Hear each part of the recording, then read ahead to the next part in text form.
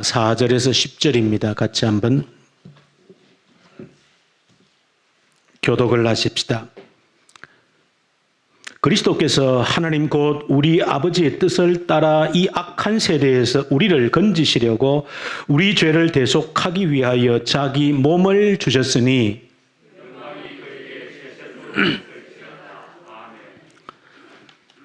그리스도의 은혜로 너희를 부르신 이를 이같이 속히 떠나 다른 복음을 따르는 것을 내가 이상하게 여기노라.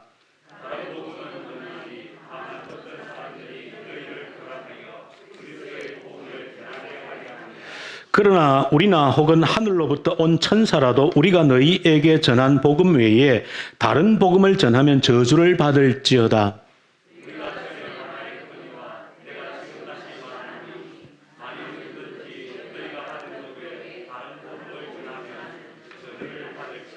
이제 내가 사람들에게 좋게 하랴 하나님께 좋게 하랴 사람들에게 기쁨을 구하랴 내가 지금까지 사람들의 기쁨을 구하였다면 그리스도의 종이 아니니라. 아멘. 복음이라고 하는 단어는 우리 그리스와 페르시아의 전쟁 가운데 만들어진 단어가 복음이라고 하는 단어입니다. 당시 그리스하고 페르시아가 전쟁 가운데 그리스는 거의 이길 수 없는 그런 전쟁이었습니다. 거의 이제 망한다, 나라가 망한다 그렇게 생각하고 있었는데 극적으로 그 펠로폰네소스 전쟁이라고 하는 그 전쟁에서 그리스가 승리를 하게 되어지면서 그 승리한 전쟁의 소식을 요즘처럼 전화도 없으니까 한 병사가 달려서 이제 그 승리의 소식을 그리스 시민들에게 전한 겁니다. 그것이 바로 그 병사가 달렸던 그 평야가 마라톤 평야입니다. 그래서 요즘도 마라톤 경기를 그때의 사실을 기념해서 하는 겁니다. 42km를 달렸던 것이죠. 자, 그래서 그 병사가 달려와서 그리스 시민들에게 승리가 우리에게라고 하는 그 말을 전하고 거기서 죽게 되어집니다. 너무 지쳐서. 그래서 이 그리스 시민들이 그 전쟁에서 승리했다는 그 엄청난 그야말로 죽었다가 살아나는 그런 기쁜 소식을 듣게 되어진 것이죠. 그래서 그리스 사람들이 그때 받은 그 기쁜 소식을 표현하기 위해서 단어를 새롭게 만든 겁니다. 이거는 천사가 전해준 기쁜 소식이다. 그런 뜻의 단어를 만들었는데 유앙겔리온이다 하는 그런 단어를 그 당시 새롭게 만든 겁니다. 없는 단어인데 천사가 전해준 기쁜 소식 유앙겔리온. 그 유앙겔리온이라는 단어를 우리가 우리말로 복음이라는 단어로 번역을 한 겁니다. 그러니까 복음이라는 단어를 우리 교회에서 그 단어를 빌렸을 때는 그야말로 그리스 사람들이 죽음에서 살아났던 그 기쁜 소식을 표현했기 때문에 이 교회가 이 기쁜 소식을 표현할 방법이 없어서 그 단어를 빌려서 사용한 겁니다. 유앙겔리온이다. 정말 이 세상에서 가장 기쁘고 복된 소식이라는 겁니다. 그래서 그 단어를 사용해서 우리 교회에서 지금까지도 복음이라는 단어를 사용하고 있다. 가장 기쁜 소식이라는 겁니다. 우리에게 가장 필요한 소식이라는 겁니다. 정말로 모든 사람들에게 필요한 복되고 기쁜 소식이다. 그런 뜻을 가지고 있습니다. 바울은 이 복음, 가장 기쁜 소식이 무엇인지를 바울은 복잡하지 않게 가장 간략하게 가장 핵심적인 내용을 바울은 설명을 해주고 있습니다. 복음이 무엇이냐? 전혀 복잡하지 않게 군더더기 없이 명확하게 바울은 설명을 합니다. 로마서 1장에서 바울은 복음은 하나님의 아들 예수 그리스도 그분이 복음이다. 그렇게 선포를 했습니다. 뭐 다른 군더더기가 일절 없습니다. 우리에게 가장 기쁜 소식 복음이 뭐냐? 하나님의 아들 예수 그리스도가 복음이다. 그렇게 선포를 한 겁니다. 그리고 바울은 고린도전서 15장에서 복음을 조금 더 설명을 첨가해서 합니다. 복음은 예수 그리스도가 복음인데 그 예수 그리스도의 죽음과 부활이 복음이다. 여러분 이 시간 여러분들 다음에 생각하지 마시고 이 시간에 여러분들 이 설교를 그냥 머릿속에 꽉 집어넣고 삼켜야 됩니다. 복음이 무엇이냐? 하나님의 아들 예수 그리스도가 복음이고 예수 그리스도의 죽음과 부활이 복음이라는 겁니다. 이렇게 바울은 정확하게 복음이 무엇인지를 명확하게 설명을 했고, 오늘 갈라디아서 1장에 보시면 바울은 조금 더 설명을 첨가해서 복음이 무엇인지, 복음이신 예수 그리스도가 어떤 분이신지를 조금 더 설명을 합니다. 어떻게? 오늘 1장 4절에 보면 이렇게 바울이 설명합니다. 복음은, 즉 예수 그리스도는 이 악한 세대로부터 나를 건지시려고, 이 악한 세대로부터 우리를 구원하시려고 우리의 죄를 위해서 자기 자신을 내어주셨다. 이분이 예수님이라는 겁니다. 예수님은 이 악한 세대로부터 우리를 건져내시기 위해서 우리 죄를 위해 자신의 생명을 내어주셨다. 이게 복음이라는 겁니다. 이처럼 바울은 이 복음에 대해서 명확하게 설명을 하고 있습니다. 그러면서 바울은 이제 그의 또 다른 서신들을 보면 바울은 이 복음을 해석을 합니다. 사실은 여러분들도 바울이 선포한 이 복음을 수없이 들었지 않습니까? 교회를 오래 다니신 분들이라면 어떻게 생각하면 귀에 못이 박히도록 이 말을 들었습니다. 예수가 복음이다. 예수의 죽음과 부활이 복음이다. 예수께서 나의 죄를 대신해 십자가에 못 박혀 죽으셨다. 찬양과 기도와 우리 고백을 통해서 끊임없이 그렇게 고백하고 복음을 말합니다. 그런데 바울은 이 복음을 해석을 하는 겁니다. 어떻게 해석하는가? 자기의 삶을 통해서 해석합니다. 자기의 삶을 통해서 이 복음을 해석해내는 겁니다. 바울이 위대한 사역자인 것은, 바울이 그야말로 교회 역사상 가장 위대한 사역자인 것은 이 복음을 어떻게 했기 때문이다? 삶을 통해서 해석을 했기 때문입니다. 자기의 삶으로 해석을 내는 사람입니다. 그 말은 자기의 삶으로 복음을 해석했다는 말은 삶으로 복음을 살았다는 의미죠. 그래서 바울은 위대한 겁니다. 그럼 바울은 복음을 어떻게 해석했는가? 로마서 6장에 보면 바울이 복음을 자기의 삶을 통해 해석한 내용이 기록되어져 있습니다. 어떻게 바울이 복음을 자신의 삶을 통해서 해석했는가? 6장 2절 3절에 보면 바울이 이렇게 말합니다. 예수 그리스도께서 나의 죄를 대신 지시고 죽으셨다는 것을 로마서 6장 2절 3절에서 어떻게 해석했는가 하면 예수와 함께 내가 죽었다는 것으로 해석을 한 겁니다. 예수 그리스도께서 나의 죄를 대신 지시고 죽었다는 것을 어떻게? 내가 예수와 함께 십자가에 못 박혀 죽었다. 그렇게 해석을 한 겁니다.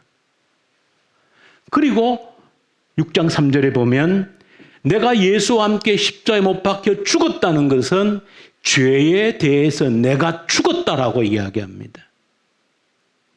이것은 바울이 우리는 그냥 복음을 선포하지만 자신의 삶을 통해서 바울은 복음을 해석하고 복음을 자기 삶으로 살아낸 사람이라는 것을 보여주고 있는 겁니다.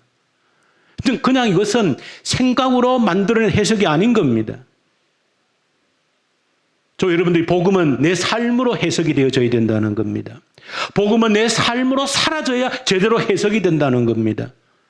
예수가 나의 죄를 대신 지시고 죽었다라고 하는 것은 내가 예수와 함께 십자가에 못 박혀 죽는다는 것인데, 그 죽는다는 것은 또 다른 의미로 죄에 대해서 매 순간 내가 죽는다는 것입니다. 그래서 바울은 그의 서신을 통해서 보면 죄에 대해서 자신이 죽는, 나는 날마다 죽는다, 그 표현입니다. 내가 내 몸을 쳐서 복종시킨다. 왜? 죄에 대해서 죽기 위해서. 그러니까 바울은 예수가 나의 죄를 대신 지시고 죽었다는 것을 그저 말로만 선포한 것이 아니고 삶으로 해석하고 삶으로 살았다는 것. 그건 바로 죄에 대해 죽는 것으로 복음을 자신에게 해석하고 적용한 겁니다. 그래서 죄에 대해서 죽기 위해서 몸부림을 쳤던 겁니다. 내 몸을 쳐서라도 날마다 죽는다. 죄에 대해 죽는다는 말입니다. 이렇게 바울이 복음을 해석하고 6장 3절에 보면 부활이라고 하는 것은 내가 죽을 때 예수와 함께 다시 사는 것이 부활이다라고 설명하는 겁니다. 그 로마서 6장의 그 해석을 내일 우리가 함께 읽게 될 갈라디아서 2장 20절에 결정적으로 바울이 해석을 해주고 있는 것이죠. 내가 그리스도와 함께 십자가에 못 박혀 죽었나니 그런즉 이제는 내가 산 것이 아니고 오직 내 안에 누가? 그리스도께서 사신 것이다. 이것은 그냥 머리 싸매고 나올 수 있는 해석이 아닌 겁니다. 이 해석이라고 하는 것은 자기 삶을 통해서 만들어낸 해석이라고 하는 겁니다.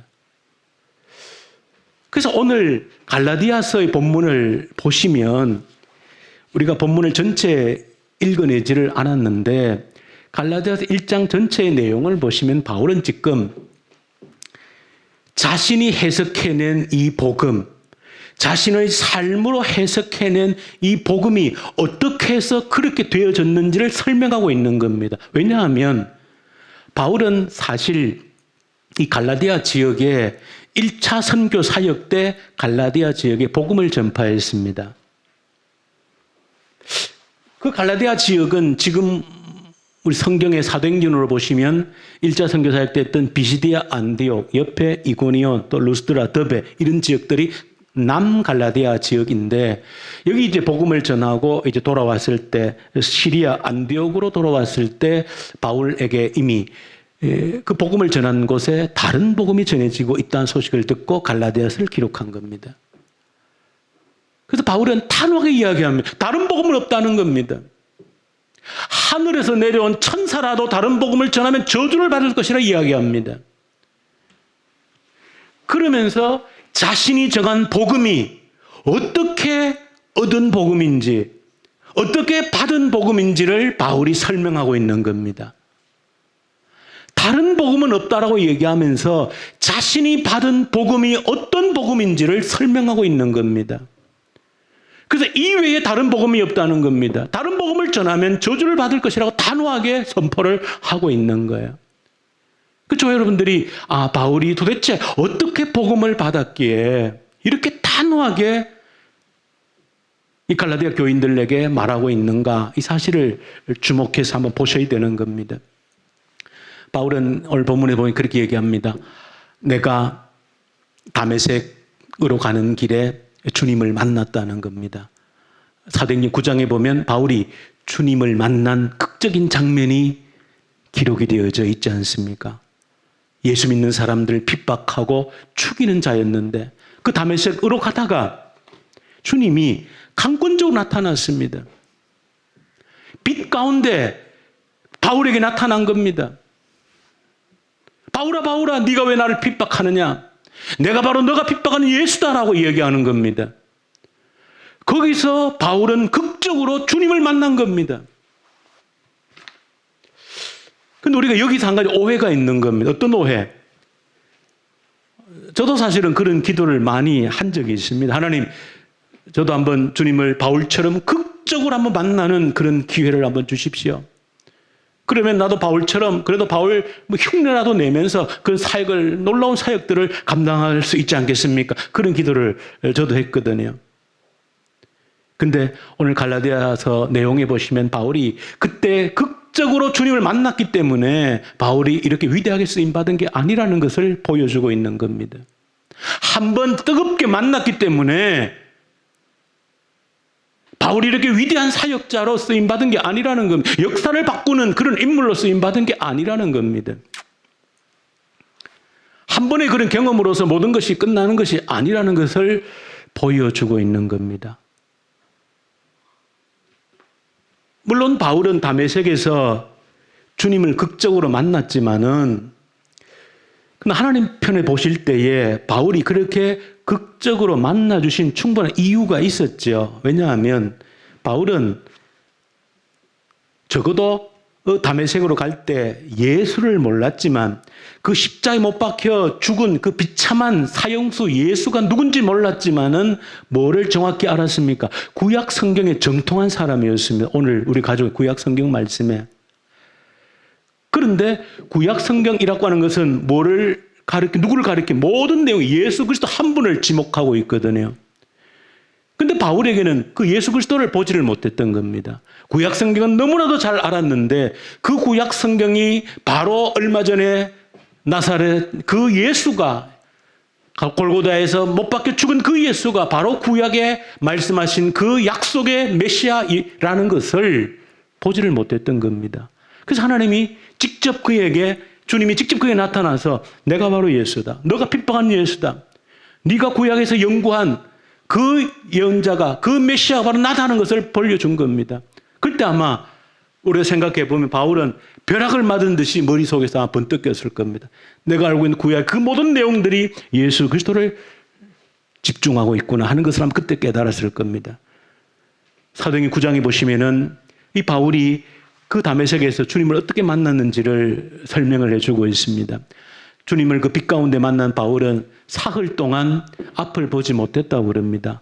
그리고 음식을 먹지 않고 사흘 동안 그렇게 기도하고 회개할 때 이제 하나님께서 아나니아라는 사람을 보내어서 그의 기도함으로 눈을 뜨고 세례를 받고 했다는 것을 기록합니다. 그러면서 한 가지 보여줍니다. 그때 바울의 눈에서 비늘이 떨어졌다. 비늘 같은 것이 떨어졌다. 그렇게 말합니다. 이것은 상징적인 의미가 있는 것이죠. 그 주님을 만났을 때 그의 모든 가치가 완전히 바뀌었다는 것을 보여주고 있는 겁니다. 그 바울이 그 서신서에서 고백하고 있는 것처럼 내가 이전에 추구했던 그 모든 것들, 내가 지금까지 귀하고 좋은 것이라 했던 모든 것들을 이제는 배설물처럼 여긴다고 그랬죠. 주님을 만나고 그 모든 가치관이 바뀌어버린 겁니다. 완전히 바뀌어버린 겁니다. 그런데 문제는 바울이 그런 주님과의 강력한 극적인 그 만남, 그 체험 때문에 위대한 인물이 된 게 아니라는 겁니다. 그 사실을 갈라디아 오늘 본문에서 바울이 간증을 하고 있는 겁니다. 진짜 복음이 어떻게 우리에게 다가올 수 있는지 가짜 복음으로 사기치지 말라는 겁니다.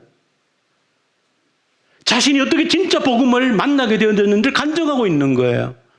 그래서 바울이 계속 뭔 얘기를 오늘 본문 이후의 내용을 읽어보시면 뭔 얘기를 하는가 하면 내가 그때 다메섹에서 주님을 극적으로 만난 다음에 나는 사람을 만나지 아니했다 그렇게 얘기합니다. 사람과 의논치 않았고 그리고 사도들을 만나려고 예루살렘으로 가지 않았다 그랬습니다.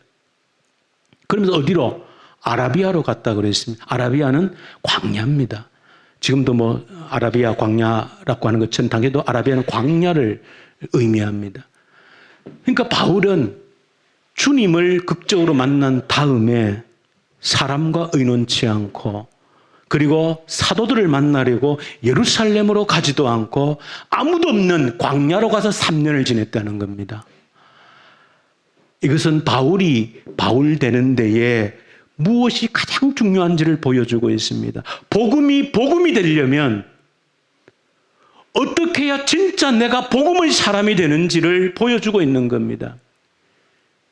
그 선포된 복음은 예수라고 하는 그 복음이 예수가 나의 죄를 대신 죽었다라고 하는 것이 그것이 진짜 삶으로 내게 다가오려면 바울이 아라비아 광야로 3년 갔던 것처럼 오직 주님 앞에서 아무도 없는 곳에서 그것은 바로 주님 앞에 홀로 자신을 세웠다는 것을 의미하는 겁니다.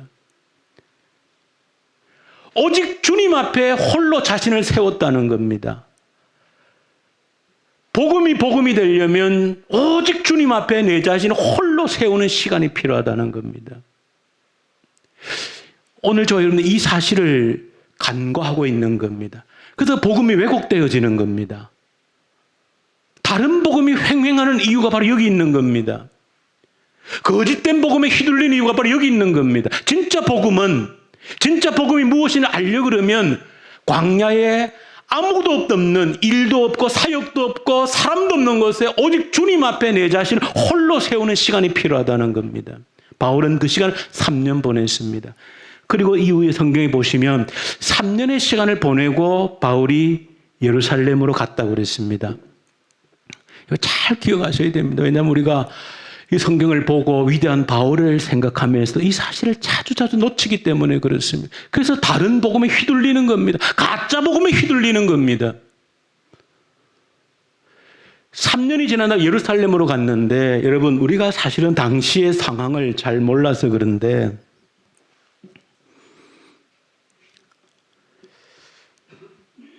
글쎄요, 뭐 지금도 큰 교회 다니면 뭐 조금 글쎄 뭐 또 위대한 뭐 어떤 능력 있는 목사님을 만나면 뭐 그런 생각을 가질 수 있죠. 내가 큰 은혜를 받지 않을까 하는 생각도 가집니다. 당시에 2000년 전에 예루살렘 사도라고 하는 것은 오늘 우리가 생각하는 것 이상으로 권위가 있던 때였습니다. 왜냐하면 바울이 기록한 고린도 서신 이런 데 보면 당시에는 신분을 증명할 방법이 없습니다. 내가 뭐 하나님의 종이다. 이거 증명할 방법이 뭐 졸업장도 없습니다. 근데 유일한 증명서 중에 한 가지가 예루살렘의 예수 12제자 사도들이 써준 추천서가 유일한 권위 있는 나를 신분을 증명해주는, 교회에서는 내 신분을 증명해주는 유일한 것이었습니다. 그러니까 베드로의 추천장을 받는다는 것은 굉장한 겁니다.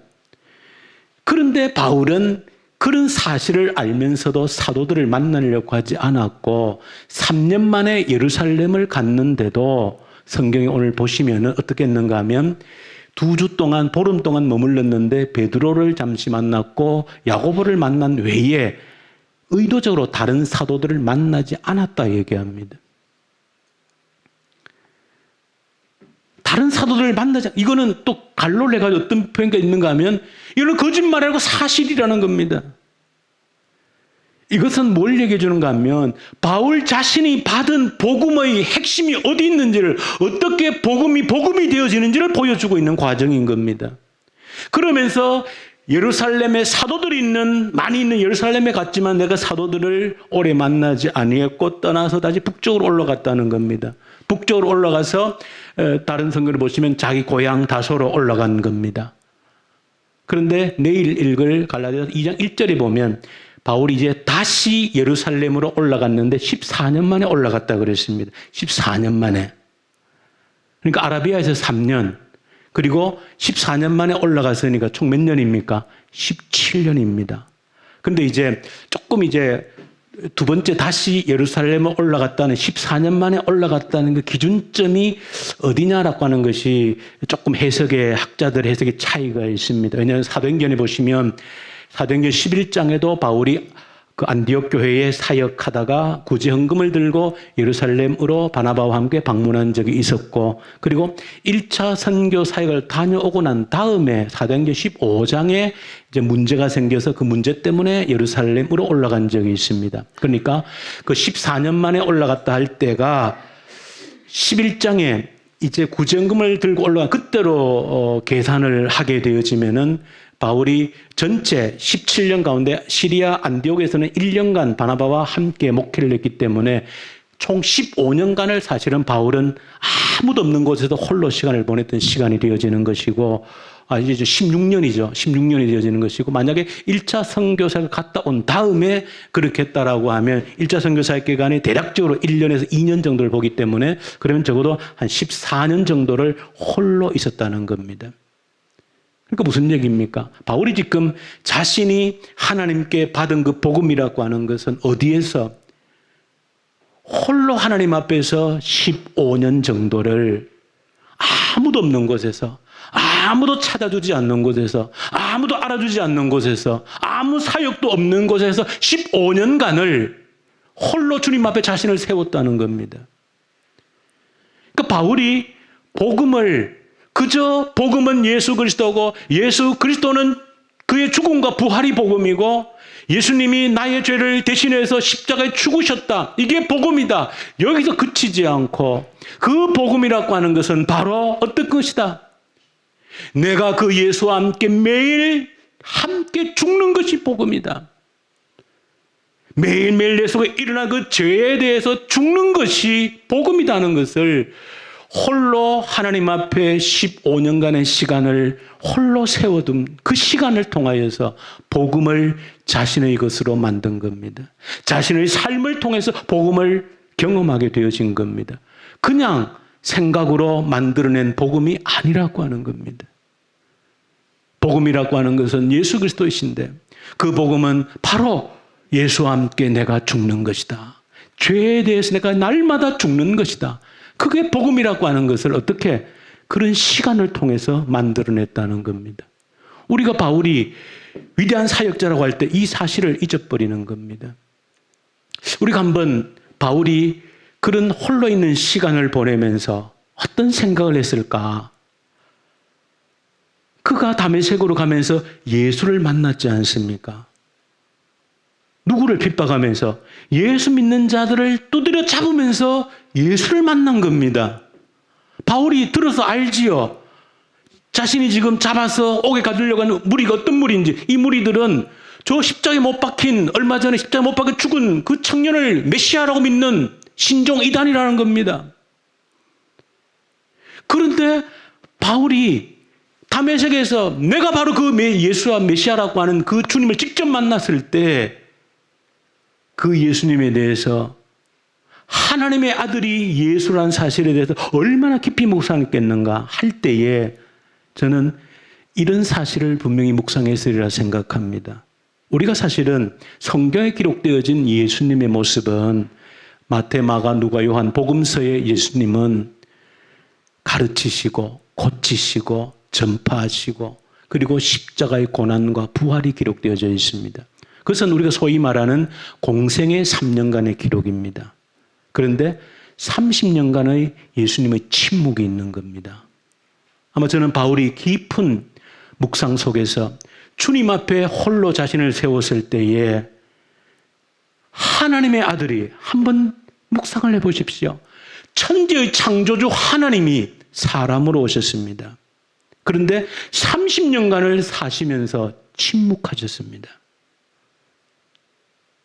바울이 그 사실을 저는 묵상했으리라 생각합니다. 천지를 창조하신 하나님이 30년간을 침묵하신 겁니다.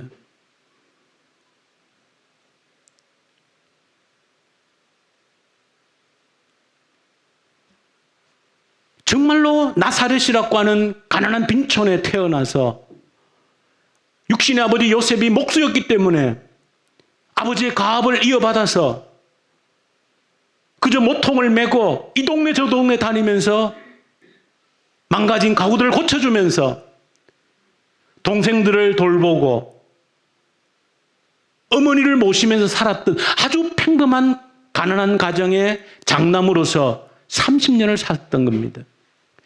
그걸 생각하면 예수님은 당시의 평균 수명이 40세밖에 안 되었던 2000년 전의 평균 수명으로 생각하면 30년이라는 세월은 요즘으로 따지면 80년이 평균 수명이라면 적어도 60년, 70년 가까운 세월입니다.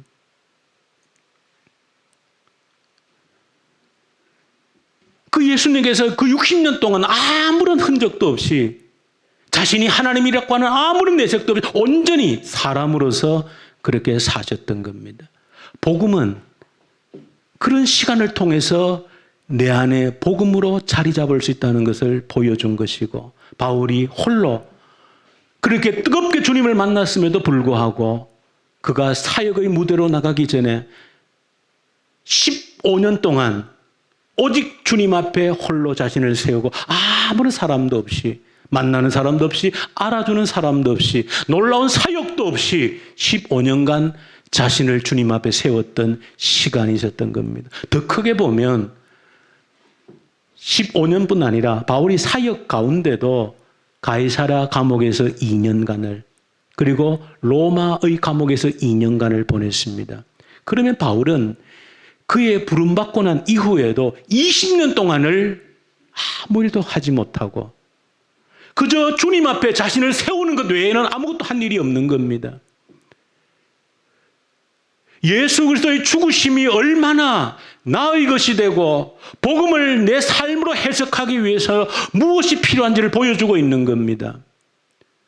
하나님이 우리의 죄를 대신해 죽기까지에는 그런 놀라운 사역을 하기까지에는 30년 동안 아무런 침묵으로 보냈던 그 시간을 기억하실 수 있어야 되는 겁니다. 우리에게 이것이 빠져 있는 겁니다.